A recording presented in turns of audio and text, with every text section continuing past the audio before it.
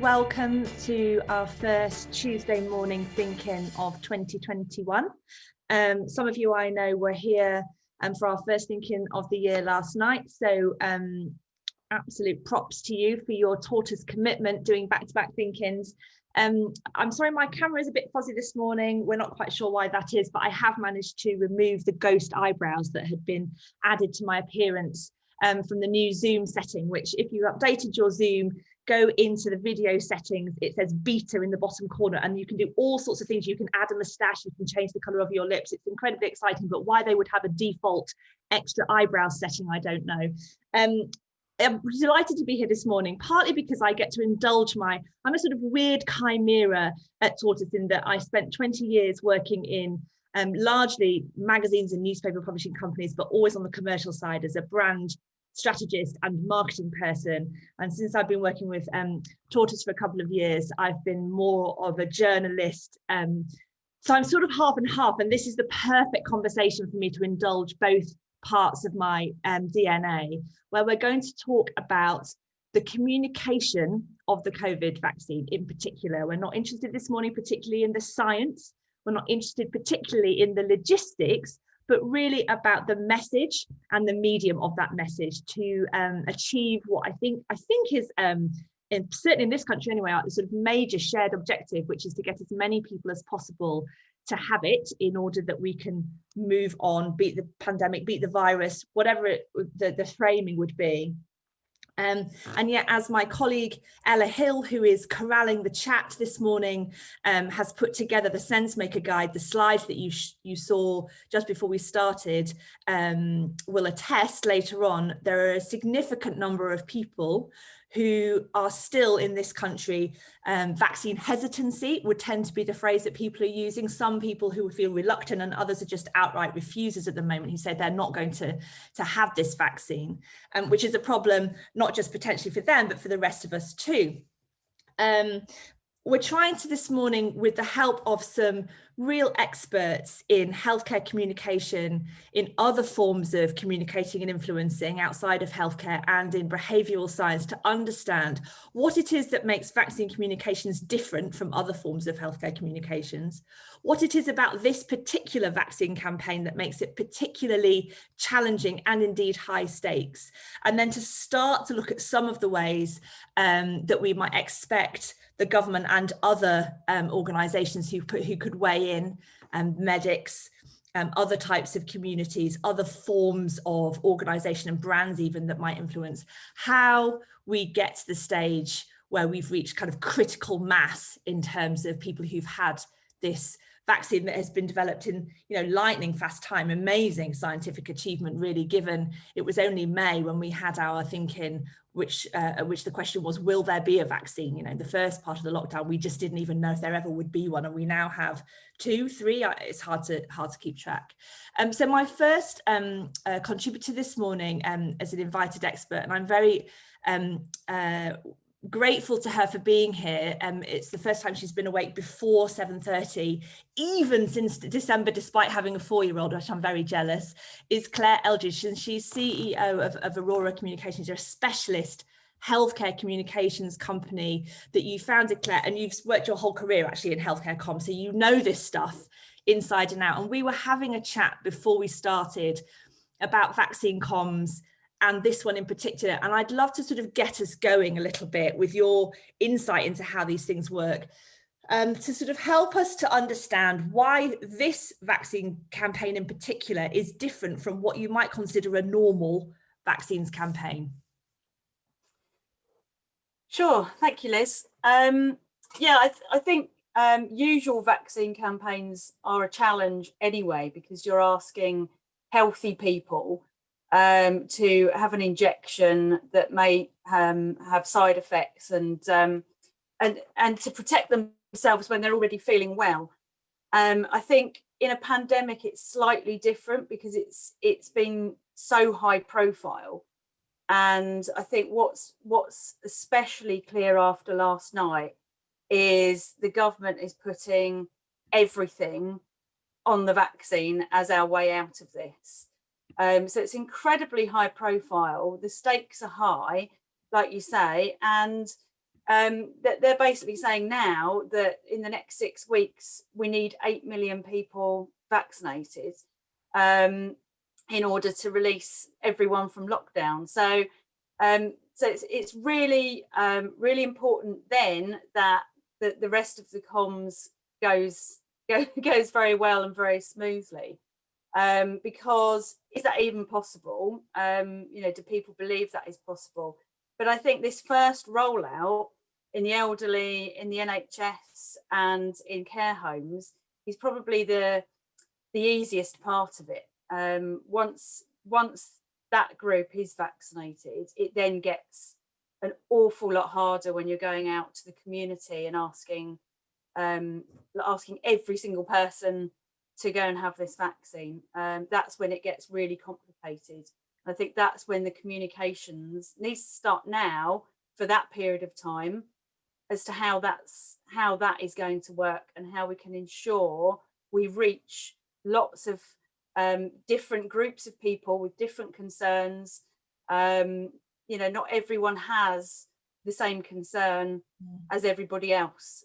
They will be different. So it's important to understand what those barriers are that will stop people taking it. They might be religious, they might be cultural, they might just be disbelieving and just don't trust science or don't trust what the government are saying. So there's going to be lots of different messaging required for those different groups, and making sure that those messages are simple and clear, but also tailored to the different needs of those people. Thanks, Claire. And I'm going to come on in a second to talk with Sarah Davies, who's joined us this morning. She's a behavioural researcher who can help us understand some of these things. We've already got people in the chat talking about, stick and carrot and other things like that. And I think she'd be really helpful to sort of unpack some of that.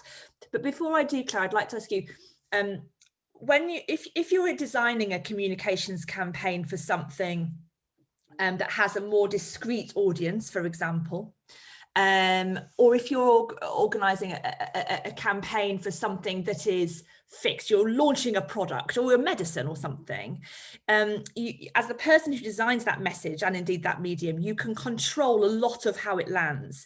But with this, because it's been a news story from the outset, and a good news story at that, we found a vaccine, there's not just what I say if I'm the person communicating it, there's what everybody else says, and a huge sort of cascade effect.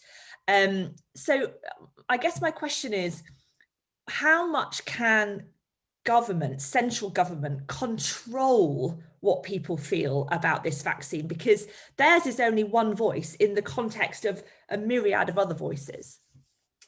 Yes, I think that's impossible. I don't think the government can control what all these people think at all, and I don't think any comms program should be centralized in government either. It's just simply not going to work. Too much trust has been eroded up until now. That they don't necessarily understand the communities, so I think it does need to be rolled out in the community, involving lots of different people, the NHS, the scientists that help develop it. It could be faith leaders that are best at reaching certain groups, whoever is most trusted, and not forget the mass media as well, the use of celebrity endorsement. All of these things together will reach more people than just one approach. Yeah.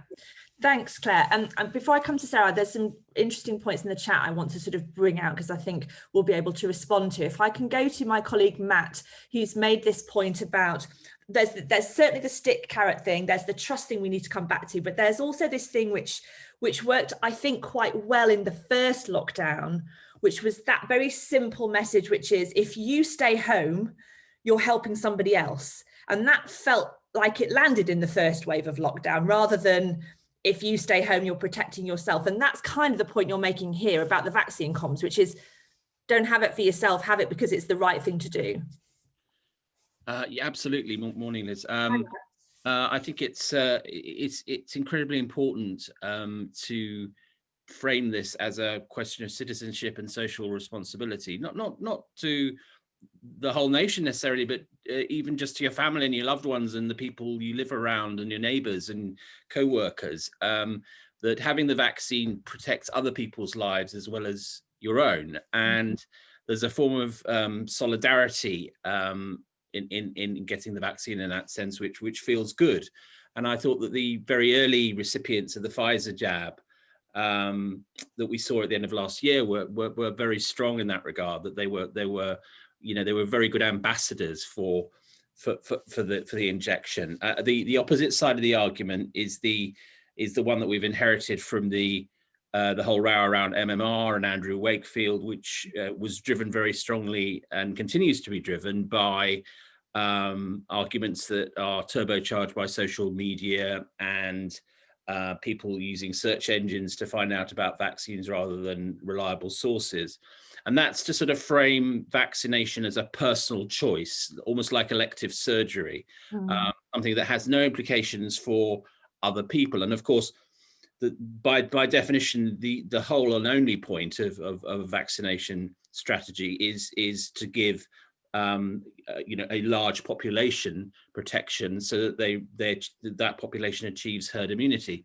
And I think that Claire made a really brilliant point, I think, from the kickoff, which is that the reason to be relatively cheerful is that the context is so different that when you're trying to persuade parents who are vaccine hesitant to give their infants vaccination, you're doing so in a context where they can't see and they're not hearing about on the news polio, tetanus, whooping cough, you name it. But the pandemic is everywhere. Every single news bulletin is full of truly terrifying graphs with vertical lines pointing to the rate of infection. So if as it were we can identify a cohort of ambassadors and people who are persuasive, then the material for persuasion is certainly there, which is, this is the key that will unlock your return to something like normality personally, and of course have the upside of protecting you from getting seriously ill. But B, it will also have a benign effect upon the people you care about, the people you know. Everyone from your acquaintances to the people who are most around, who are closest to you and your loved ones. So I think that framing, that it's an act of love, citizenship, solidarity is incredibly important. And to get away from what we've seen in previous think-ins, actually, the rather sort of sneaky borrowing of language from the abortion case, which is to say this is a matter of it is a pro-choice thing. It really isn't. Thanks, Matt. I'm going to come to Sarah now, and I'm noting Sam Houston's comments in the chat and John Alexander just now as well. I'm going to come to you in a second, Sam and John. But before I do, I'm going to go to Sarah Davies, who's here with us this morning and is an expert in why people behave in the way that they do by observing them, and so can help us sort of unpick some of these methods to influence. And I think we all have, people on the call this morning, an instinctive answer to this question, but I'd love the sort of more informed scientific answer, which is, with the taking of vaccines, why are people inherently resistant to doing it? What are some of the reasons why you would feel, I don't want that, I don't need it? Well, I think the key thing is that we are inherently irrational beings, and that it is such a simple but super important point. So we respond and we're affected by all sorts of different biases. We don't sit and look at all the scientific arguments, read all the papers. Many of us are not capable of even comprehending some of those things. It's complex. So we rely on small pieces of information, which makes our response inherently irrational and biased. So one of the significant biases that we're also susceptible to is availability bias. So our judgment is skewed in relation to our perceived relative risk of something. So if we see something getting a lot of airtime, so for instance, vaccine hesitancy in and of itself and concerns about, or the anti-vaxxers, they get a disproportionate amount of airtime despite the number of people that are perhaps on that side of the table, and that makes us perceive the risk perhaps in terms of the arguments that they're talking about as being higher and may put us off having that vaccine. There's other biases as well, such as emission bias, whereby we prefer doing nothing over something. We perceive that risk, the risk of doing something as being greater than just doing nothing at all. Yeah. And that's connected to things like also optimum bias. You know, I was about to say I'm in my 30s, but I'm not in my 30s. But, you know, I'm young, I'm healthy, and it's not going to happen to me. So despite the fact I might be seeing all of these stories, that's happening to other people. That's not going to happen to me. So I don't need to bother having a vaccine. I'll be fine.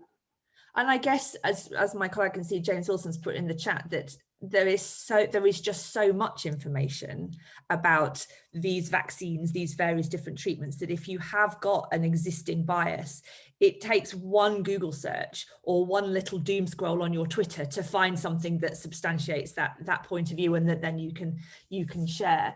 Sarah, before I come back to some of the people in the chat, I just want to ask this thing, which we were talking about a little bit, and it picks up on Claire's point at the beginning, to do with how the government have made this a really high stakes game, which is the detail in the comms. And I've spent some of my life studying sociolinguistics, and I'm very interested in the detail of the language.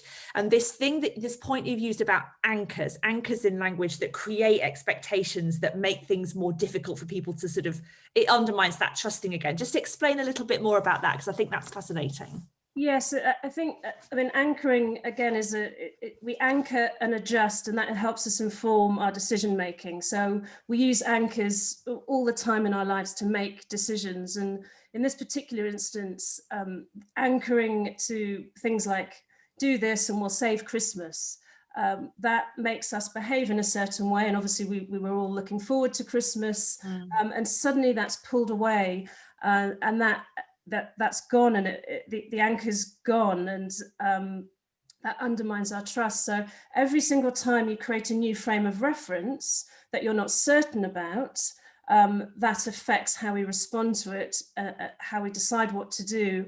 But then if it doesn't pan out, and if it's not right, that undermines our trust massively. And that's what's happened continually. We're given, in X weeks, this will happen. So that's our frame of reference. Yeah. And we get ready to respond to that. And suddenly it's not that anymore. And I think we're in a particularly dangerous moment right now, because we've been sort of set new anchors in a new frame of reference just last night.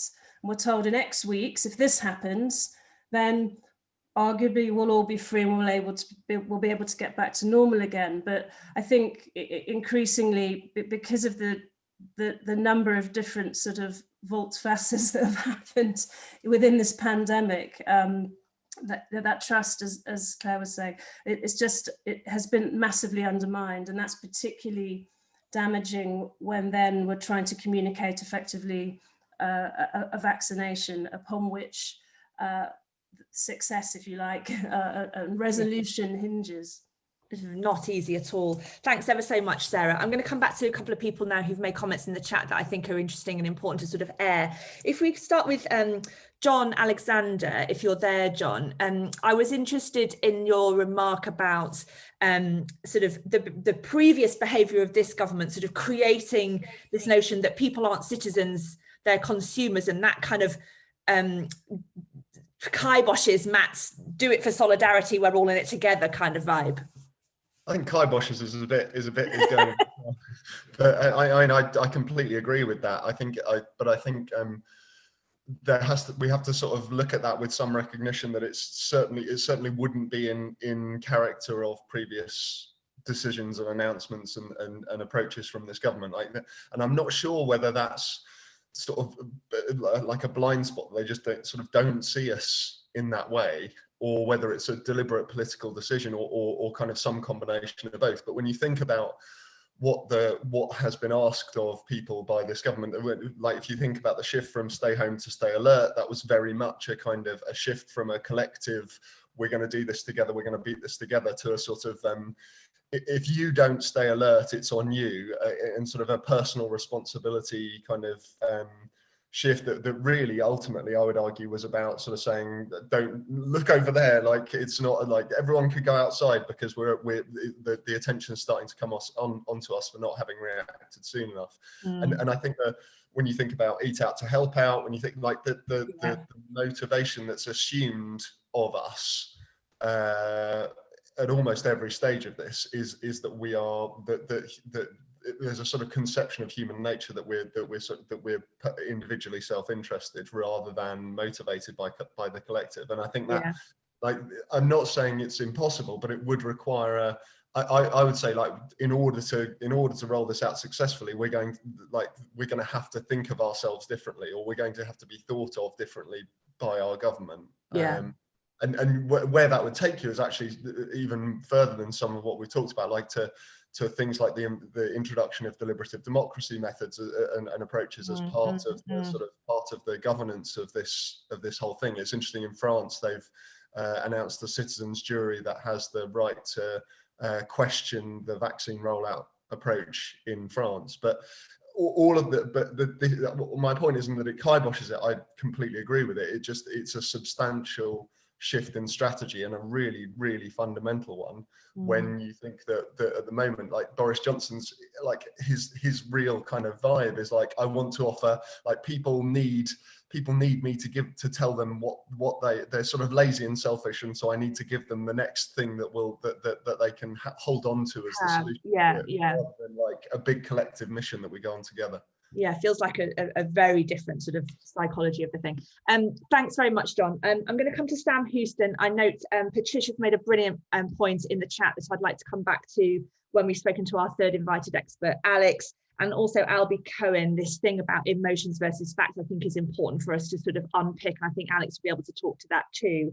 But before I come to Alex, if we can go to Sam Houston, just while we're on this. Hiya, Sam. Good morning to you. Hiya. Just while we're on this thing about collective versus individual acts, and I was interested in your point about that too. I made the point when Matt said about social responsibility, and I think that will work for a lot of people in this country. John referenced France, and apparently there's a much larger problem with vaccine hesitancy in France. But you know, I do speak to people who are hesitant, and interesting, the personal choice thing does come into it, and it does play into, and has, you know, people have used it in the whole kind of culture wars thing. Oh, now they're going to make us take the vaccines. I think the you know, the Microsoft chipping has receded because it's just so stupid. But I do think that the personal choice argument is a really important one. I spoke to somebody the other day, and he said, and he's my age, I'm 46, and he said, well, I'd rather just take my chances with the COVID and build up my natural immunity. I think it kind of plays into some of the wellness stuff that you see, interesting, you know, on YouTube and things like that. So I think, you know, the messaging has really got to be kind of people are not stupid. They know when they're being messaged at. That's the thing, because you know, people are pretty cynical about communications. It's, you know, it's good to talk about, you know, anchoring language and things like that, but people, you know, are pretty inured to some of that stuff, I think. Thanks, Sam.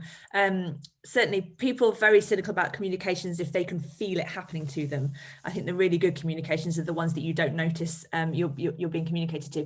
And on that basis, what a great segue to go to our third guest, Alex Hetz, who should be here, I hope, who who is, are you there, Alex? We see you. Hello, you're there. Hello, thanks so much for being there this morning with us. Now, Alex, you work for Adam and Eve DDB, right? Which some people on the call might not know what it is. In a previous life, I worked for Cannes Lions, so I definitely know what Adam and Eve DDB is. It's a big a creative advertising agency, and you handle the sort of strategy and planning for some of the biggest consumer brands that we're all familiar with. So you're the guy whose job is, when you describe a little bit, just to 2 sentences on what it is you do, because I think your perspective on vaccine comms will be fascinating. Oh, 2 sentences is going to be tricky. I'm not sure. Yeah, go on, make it short.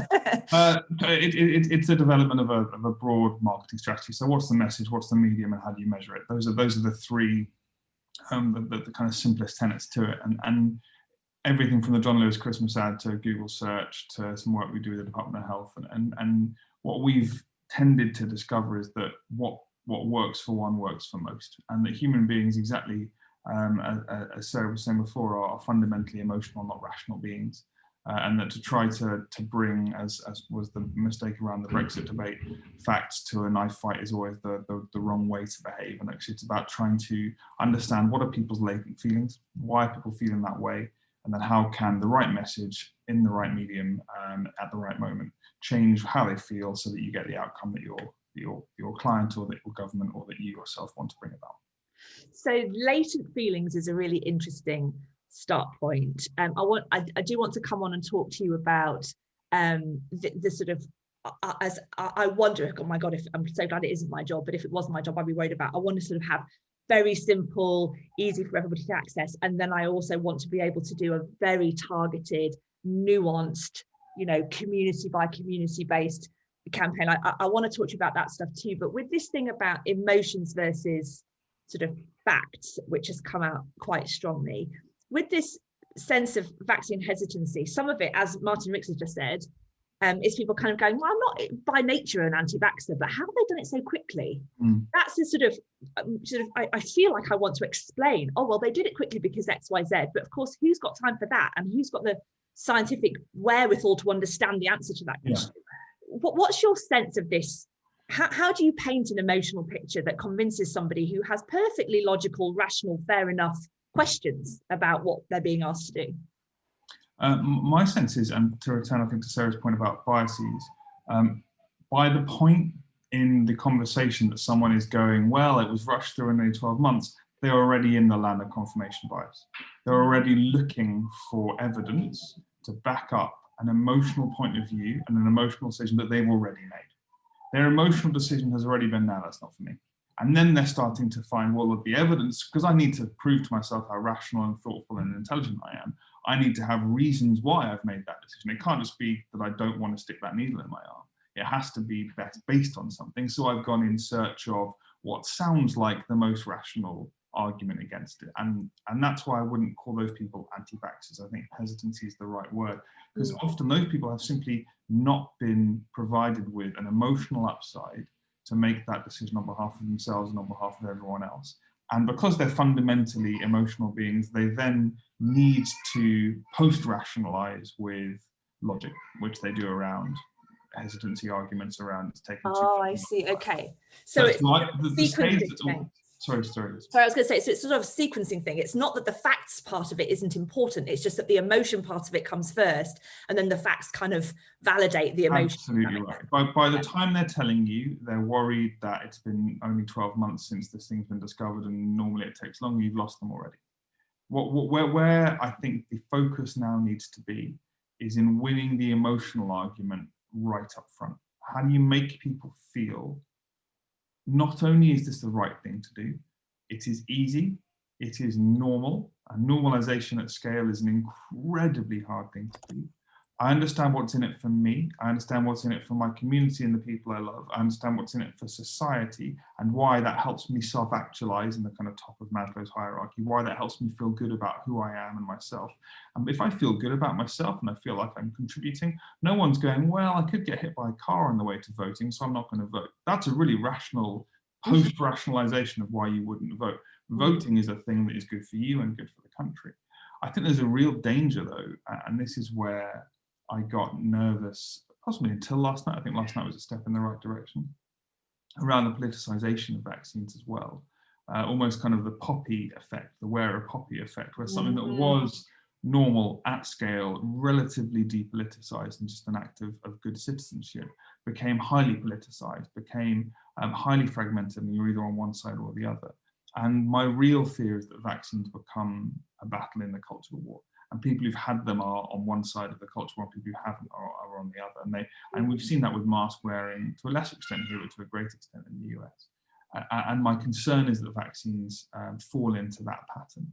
And so my first priority, if I were to be giving advice, would be to look at the lessons in France, look at some of the lessons in Southeast Asian countries that have done this very well. There's clearly a correlation with countries that have, this is to some extent unsurprising, conscription in the military, that those countries seem to have got people through their vaccination programs very quickly and at scale. Partly that's a logistical thing, and partly it's a national sense that I can be called to action, I can be called to represent the nation, as opposed to, as John said earlier on, as opposed to being treated as just individual consumers. So I think there's a few urgent issues at the moment that need to be addressed to create the emotional case for vaccination at scale, so that people are not able to emotionally decide against and then post-rationalize with any number of the, from the relatively logical to the relatively insane reasons why they might not want to take the vaccine. Okay, fantastic. Thanks very much, Alex. So if we start with the emotions, I actually just want to come back briefly to my colleague, Michael Kowalski, because you have you made reference to a campaign I didn't know about from New Zealand, and there's been lots of talk about New Zealand and Jacinda Ardern and all the rest of it, the way that she's handled her relationship with the New Zealand people and what have you, that her strapline could scarcely be more different actually than stay home, protect the NHS, save lives. Tell us about that, Michael. What do you know about that? You know, I'm not there. My information on this has come from speaking to my family and so on, and keeping up with the New Zealand news. But it's certainly, you know, right from the beginning, Jacinda has pushed that line. It's about, you know, we can beat this if we all work together, being a team of 4 million. And I think there's a kind of certain amount of sort of patriotism around that, in a way, about New Zealand, New Zealanders thinking about themselves working together in a way that the rest of the world isn't. And, you know, getting to where they've been through solidarity rather than self-interest. That's certainly been my perception. A team of 4 million. Is that do you know, is it a campaign, or is it just something that she's said? It was something she said initially. There was a campaign about it. Yes. Yeah, I think I believe so. Thanks, Michael. I'm very sad you've not had your camera on this morning. You're quite often in a very glamorous and exotic location, but we've missed that this morning. Yeah, still in my pajamas. Sorry. Nice to hear your voice. So I'm going to go now to James Harding, who many of you will know. He's the editor and co-founder of Tortoise, who sent me an intriguing message in the chat to say that he's secretly a flat earther. Can it be true, James? I tell you why I wanted to weigh in was just at odds with what Alex was just saying, because I understand what Alex is saying, which is, look, there's certain people who will pose as being very rational about their concerns, but actually they're either emotionally not persuaded or they've got the confirmation bias, he says. But the point I wanted to make was that I think something really significant has happened in the world of comms in the last year, which is we have discovered we have a much bigger appetite for complexity than we thought. And that one of the problems with stay home, protect the NHS, save lives, and even more so with stay alert, was what people wanted was they wanted much more granular detail. And we've discovered that we can talk about shifts in the R number of 0.4 to 0.7% with this new variant and know what that means and what its significance is. I think something extraordinary has happened in the last week, in which people have wrapped their heads around the idea that not giving higher levels of safety to an individual through 2 jabs is probably not as good as giving slightly lower levels of safety to more people in the form of 1 jab. This is quite a big idea, which is you're going to sacrifice the interests of the individual person for the interests of the people at large. These are big and complicated ideas. And I think we've learned something about ourselves. And it points me to an issue which is not vaccine hesitancy, it's not confirmation bias.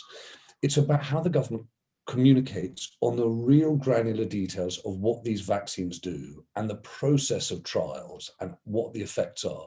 So my point is, I feel as though we've gone at lightning speed from Pfizer-BioNTech, this is amazing, 95% efficacy rate, to, oh, this is slightly awkward, the Oxford-Astra one has a 62% efficacy rate, to, woohoo, Brian Pinker's been vaccinated and it's all going to be fine. And I don't understand exactly what happened in the trial process, why we think the Oxford-Astra the Oxford-Astra vaccine is sufficiently effective, right? And whether or not we are seeing what I think Sarah talked about, which is optimism bias within the medical profession, right? And that itself is being amplified by the sort of political classes that want to deal with vaccine hesitancy by being positive. And we've seen the price of being positives too soon. And so what I'm trying to say is, I don't feel as though I've got confirmation bias in wanting more information. I really do want more information because I think that the world can deal with more complexity and go into this with more confidence. Okay, James, thank you. I wonder if it's a question of who can handle more complexity and who frankly just needs to know it's okay or it's not okay. I'm going to come to Tessa and then I am going to come to Patricia. I know I said I was a while ago, but there's a very important point that Patricia was making earlier in the chat that I think needs to be handled. But Tessa Murray, who's another tortoise, has again tantalizingly private messaged me in the chat to say that she strongly disagrees with James, and who can resist therefore getting Tessa on. Hi Tess, morning. Good morning. I'd like to kick off this new year with a career limiting move. Exactly. Happy New Year, everyone. James, I respect you hugely, as you know, but I completely disagree because I think what we're doing here right now is on a Tuesday morning at 8:40 is the 0.01% of the world talking about the 0.0. You know, we are not representative of the level of understanding and communication around the country. So, you know, you saying that we've all got really familiar with, you know, understanding the difference in our rates.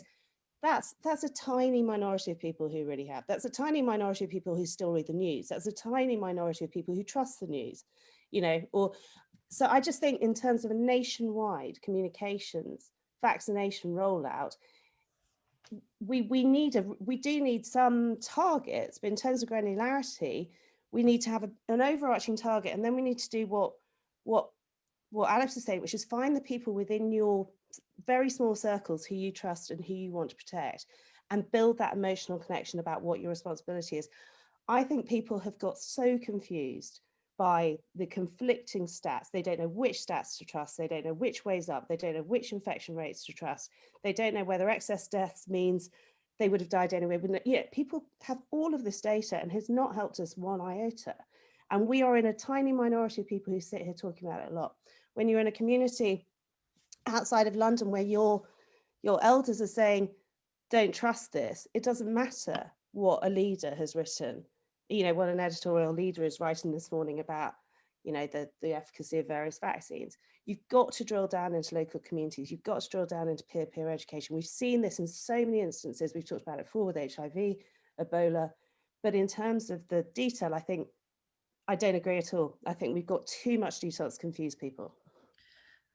Okay, thanks, Tessa. It's been lovely working with you on all the best for your future career. I would like to come now, if I can, to Patricia, who it was ages ago in the chat, so I'm sorry it's taken me this long to get to, but I think there's a very important point to segue into this sense, which is perhaps, I mean, it's a combination of medium and message, which is, it's one thing saying, how do we convince everybody to feel okay about the vaccine? And another thing to sort of say, well, there are particular groups of people, types of people with particular medical histories who have unique and specific reasons why they are nervous and why they might need a different kind of communication.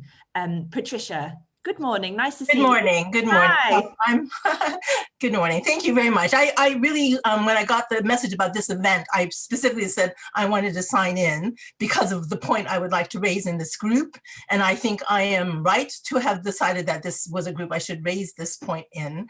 I'm specifically going to talk about a group of people who will be highly distrustful of any attempts to widespread vaccination in this community for many reasons. And I have yet, except for Tessa, who I think did really touch on the issues of being able to do the outreach and work with communities on the ground to get any messages across. She was spot on because, and I'm going to speak very specifically, this covers what euphemistically many people talk about as BAME, but I'm going to speak to Black communities, okay? I'm going to speak as an American, a Black American, and I'm going to speak as someone living in Britain for 30 years, that I can tell you from the moment this virus exposed itself in this country and in America to today, there is a huge amount of mistrust and people not listening or complying with all of these messages of solidarity and patriotism that was mentioned, because they feel that they have not had any extensions of solidarity made to them, that they are known to be almost 3 times as likely to die from this disease as their white counterparts, was trumpeted early on. A very limited and biased commission was done to look into it, and the mealy mouth responses out of that commission when data showed that and I'm going to use the word systemic racism, did have an impact. I'm not saying that this is something about someone's genetic code. Just because you're Black genetically doesn't mean you get it is the circumstances, your economic, social, and other circumstances that have put you in that more vulnerable spot. But the fact that the government could not even articulate that in a coherent way, and more specifically, articulate that in a coherent way to the Black community. And that's the key thing. There is no effort has been made, given the historical, context of medical testing on Black people. Yeah, okay? yeah. This historic, Microsoft chips in your body is not something that is just a fantasy, because our bodies have been used without consent on many occasions to further the science priorities of the wider white community. So we are highly distrustful, and there has to be a real effort made if we want to make sure that everyone, as many as people would buy into this crisis, and will take the vaccine, a real targeted, informed communications effort, but involving the community, involving those organizations on the ground who have the trust of the community. That means talking, and again, this government has no relationship with those organizations and communities. They have damaged them so much. So there's a huge task to be done. And, I hope you guys, all these people gathered here, out there professionally with your contacts and your networks and whatever, will make the case, because I know that many more people in my community will die because of this real lack of care and attention. Thank you, Patricia. It's such an important point, and one we have, talked about in these types of conversations before, in the context of inequality, but not specifically in the context of vaccines, although we've mentioned them in open news and things. So I might come to back to Claire perhaps to see, is it your sense, Claire, that the government, the people who are sort of, the team, if you like, whose job it is to, write the press releases, do the speeches, write the ads, those kinds of things, by the media, the people who are making the comms, the official sort of centralized comms, making their way out into the world, is it your sense that they have access to the insight, the resources that they would need to do a sort of very much more complex and nuanced execution of the campaign of the nature that Patricia is talking about, even if we suspend our disbelief about their sort of desire, if you like, that Patricia was saying, I'm just not sure that these people care or understand enough. So if we suspend our disbelief about that, do they have the resources that they need to execute that kind of sophistication of campaign? Yes, I mean they definitely have. They've got the data. They know where they know which communities are at higher risk. They know to the street who's at higher risk of contracting COVID. I think it's just the easier option to go national, one message for all. Currently, that message is, if it's offered, get it. That is the message for the entire country. Yeah. And that the vaccine is our way out. That is too simplistic. I think we've seen, even in the knowledge of this group here, there is a lot more appetite for better messaging than that, for more tailored messaging than that, for consistency in that messaging. So what we've seen is a trend of over-promising, under-delivering for the entirety of this pandemic. And this is what's happening again. They're saying it's all about getting vaccinated. They're telling everyone that's what you need to do and expecting that to do the job. And there's no thought or effort gone into how you actually reach all these different groups and where they're coming from. And it's just because that's more complicated, it's more expensive, it's going to take longer, which is why it needs to start sooner rather than later, rather than get to Easter and then start thinking, right, how do we now roll it out to the rest of the public? It is complex and it needs a huge amount of thought going into it. It needs looking at the data that exists, and where it doesn't exist, go and have conversations with people in the community about what these concerns and barriers are, so that we can develop the right messages to address those concerns and actually change people's minds. We've talked about people being very emotionally led. Yes, they are, but given some good communications and some good facts, people are capable of changing their minds and saying, okay, well, now I understand, and now I see the importance of it. But there's no shortcuts. Yeah. It's a huge effort that's required. Yeah. Thank you. I'm going to just pop back to Tessa. I know she's going to have two goes, but because there are some lessons, I think, about the way that the Ebola vaccine was successfully, or the whole Ebola effort was executed on a sort of local and community level, that you think are important here to what Patricia was saying. Yeah, and I just wanted to echo that point. So you're a national challenge, but how do you devolve responsibility locally? So an organisation I work with, we scrambled our local young volunteers in Sierra Leone, and we trained them up in 6 weeks in disease prevention. These are university students, people who volunteered with us in the past, all young Sierra Leoneans. We then deployed them into their local communities. And so with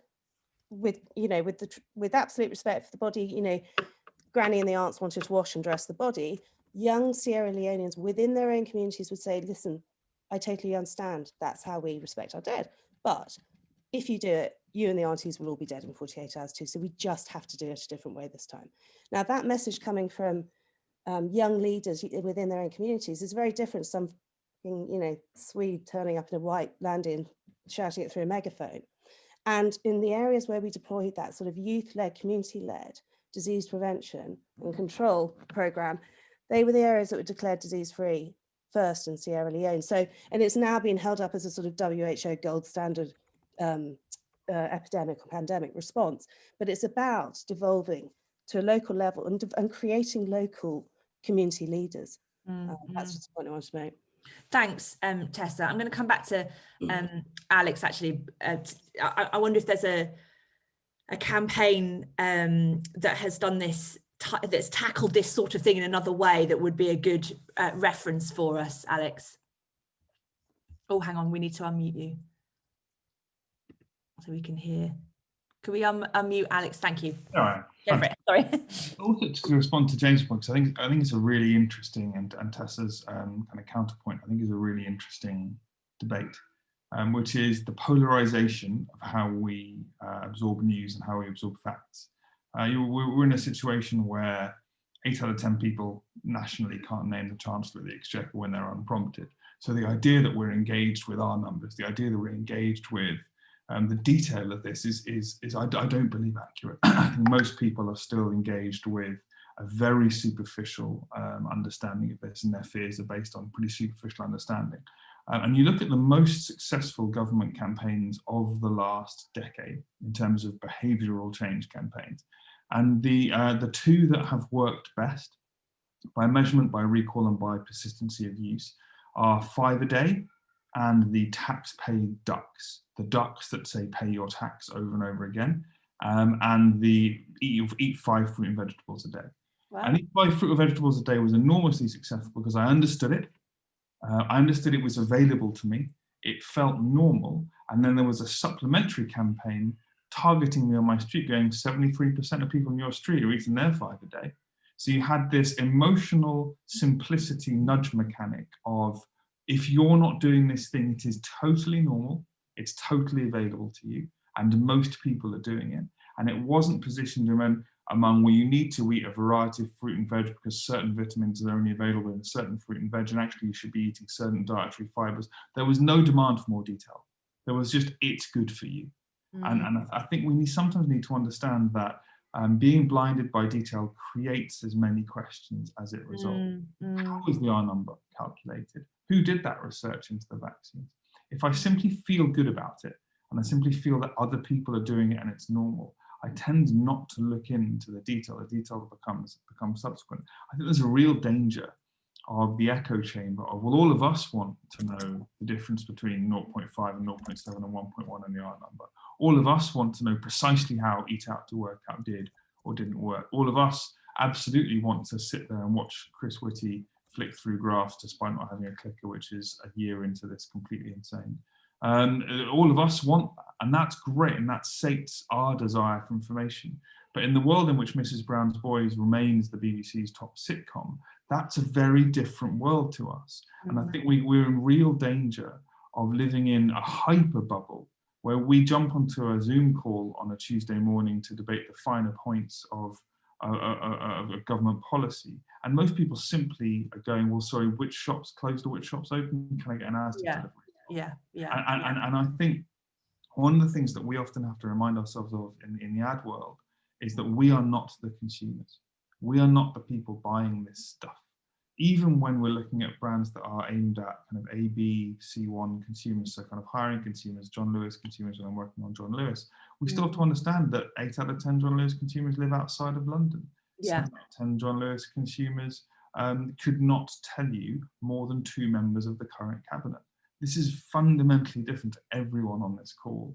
And that would be my one plea to all of us, is to not think that the nation in any way looks like I can't see how many participants there are, 100 or so participants of this call. This morning.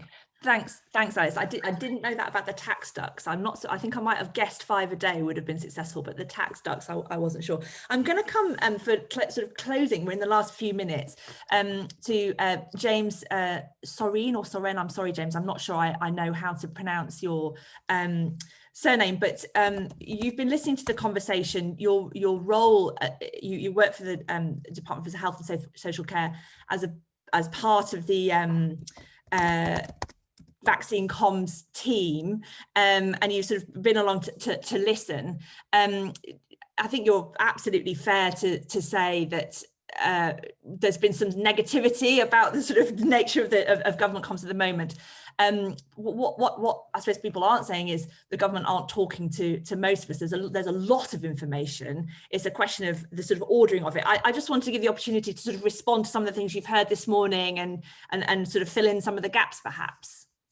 Yeah, thank you very much. And I've really enjoyed the points that have been made. It's a very interesting discussion. My role is basically sort of leading the communications across government around the COVID-19 vaccine. So I'm sort of suppose I've masterminded some of the strategy that people are feeding back on. So it's a good way to start the day. One of the things I really did want to point out is, I think in terms of this debate around a simple message or a complex series of messages, I think we have to do all of that. And I think while it's true that there are a series of really important key messages that we try and emphasize in all our communications, you know, safety is really, really important around the safety and effectiveness of the vaccine. It's also about, you know, what the vaccine will do, and it protects people from coronavirus in a way that nothing else does. And that's a really important message that we have to keep hammering home. But at the same time, there's a really important principle around expectation management, which is that we really are trying not to overpromise. There are limitations to what we know about what the vaccine will do. Onward transmission is not necessarily prevented. We can't prove that yet. So there's really serious implications around that for messaging about, you know, does it protect you? Who else does it protect? So that's incredibly important. The one thing I want to say as well is that this is absolutely not a strategy that's based around government talking at the people. My mission really is to try and facilitate, support and assist conversations going on about this vaccine up and down the country, and to empower people to have those conversations. That is the most important thing. It is not about the government saying, here are 5 things, listen, go and do them. So I think to James's point, which is really interesting, and I really do agree with that, there is a heightened sense of anxiety around health because of the pandemic. And so we are trying to provide as much information as we possibly can. This is the first time where we've got a vaccination program where you have front page headlines about the efficacy rates of vaccines. That's never really happened before. So we really do have to provide as much detail as we possibly can. And to Patricia's point, which I really agree with, around BAME communities, particularly the Black community, we are meeting all the time with faith groups and various leadership of ethnic minorities regularly to hear what their concerns are and to answer as many questions so that they're empowered to go back to their communities and answer those. But the final point I'd say also is that this is not now a mass vaccination program. We are moving through cohorts. And so we're not saying to the whole population, you're going to get vaccinated tomorrow. And that's also a challenge. So we are talking to different audiences in a phased way at different times. So that's also another point to understand. But I think those are just the main points I want to make, but I found it very valuable. Thank you very much, James, and thank you for gamely coming on and speaking at the end there in response to some of the things you talked about. I've really enjoyed this morning's conversation. We've covered a lot of ground, and it is complicated and nuanced. I think the things I'll take away are this notion that the thought that Alex made about if you can create an emotional initial desire or response that you can then substantiate with all of the facts and the evidence, I think that is a helpful one. I'm not totally clear yet whether the type of emotional response is better created out of negative or positive. I'm not sure if it's about, you know, a kind of put the nasty picture on the front of the box of cigarettes, frighten me into doing the thing you want me to do, or encourage me to feel part of something and do it for the best of everybody else. I'm not totally sure which is the better approach. I certainly think that I think it was Tessa's point in the chat, that which is the more we can see the disease, the better, in a strange way. And even in spite of everything, it still feels quite invisible to me, the actual disease itself. And I think that would be a helpful ingredient in the sort of preparation of the groundwork in terms of receptiveness. Noted a really interesting and helpful conversation in the chat as well about the role of brand, the idea that the Oxford vaccine, because we know what Oxford is and we believe they're clever people that work there and that must be the good one. I think this sort of, some of this shorthand can be incredibly powerful and is deployed a lot in marketing comms. And I think that we should lean into that. Of course, Patricia's point, which James just responded to, about really understanding and caring about the particular and unique reasons why people feel anxious, nervous, ignored, dismissed, and therefore hesitant. Some of which have incredibly long historical tails. We really need to properly be humble and understand where that's coming from and tackle it with a suitable degree of gravity. And then there's one small thing, a sort of a tactical thing, I think, which somebody said to me not long ago, which is and it may talk to some of these things that, and some of these ideas about, you know, get Stormzy on the telly having a vaccine, get the Queen on the telly having a vaccine. I know there's silly ideas, but this idea, which is, when somebody gives you a message or tries to persuade you of something, that when they're trying to persuade you of something in a way that you would expect them to, it's much less effective than if somebody is trying to persuade you to do something and you wouldn't necessarily expect them to be the person. So unusual places where the message can come from can have a much more, they can sort of, it's a way to circumvent that confirmation bias that may already exist. There's a lot that will continue to evolve in terms of vaccine comps. I imagine we will return to this maybe in middle of February to see whether 8 million people have indeed been vaccinated, and then it comes to the sort of the rest of us, if you like. But thank you so much for joining us this morning. We're 3 minutes over. It's been a real pleasure to be joined, and thank you, of course, in particular to Claire Eldridge, CEO of Aurora, from Sarah Davies, and also from Alex Hertz. But I've really enjoyed it. Thank you so much. We're back at lunchtime with Open News. So if you have thoughts through the morning or other stuff you want for us to cover this year in Tortoise, then come back at 1 o'clock and we'll see you then. Have a great day, everybody. Bye-bye. Stay safe. Wash your hands.